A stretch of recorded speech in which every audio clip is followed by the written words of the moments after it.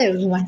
देश में महिलाओं को विभिन्न स्तर पर सशक्त बनाने के लिए संविधान में उन्हें कई अधिकार दिए गए हैं।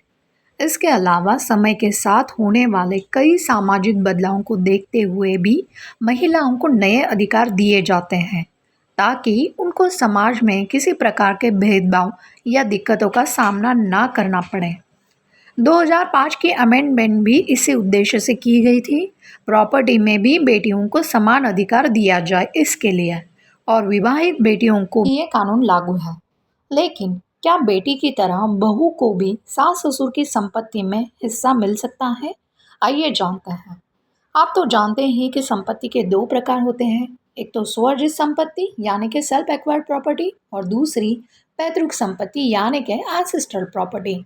पहले जानते हैं क्या स्वर्जित संपत्ति में बहू को हिस्सा मिलेगा या नहीं। जहाँ तक हक की बात है, इस सवाल का जवाब है नहीं। बहू को सास ससुर की संपत्ति स्वर्जित संपत्ति में कोई डायरेक्ट राइट नहीं होता है, लेकिन सास ससुर चाहे तो अपनी मर्जी से गिफ्ट डीड या विल के द्वारा बहू को अपनी प्रॉपर्टी ट्रांसफर कर सकते हैं। दूसरा, अगर सास ससुर उनके बेटे को अपनी स्वर्जित संपत्ति देते हैं, उस बेटे के मृत्यु के बाद बहू को वो संपत्ति मिल सकती है। अब हमारा दूसरा मुद्दा है, क्या सास ससुर के एंसेस्ट्रल प्रॉपर्टी में बहू का हिस्सा या शेयर मिलेगा? इसका जवाब भी है नहीं। यहाँ पर भी बहू का एंसेस्ट्रल प्रॉपर्टी में डायरेक्ट राइट नहीं होता है, वो भी उसके पति द्वारा ही उसको मिल सकता है, क्योंकि बहू कभी भी हिंदू अनडिवाइडेड फैमिली में समान अधिकारी नहीं होती है।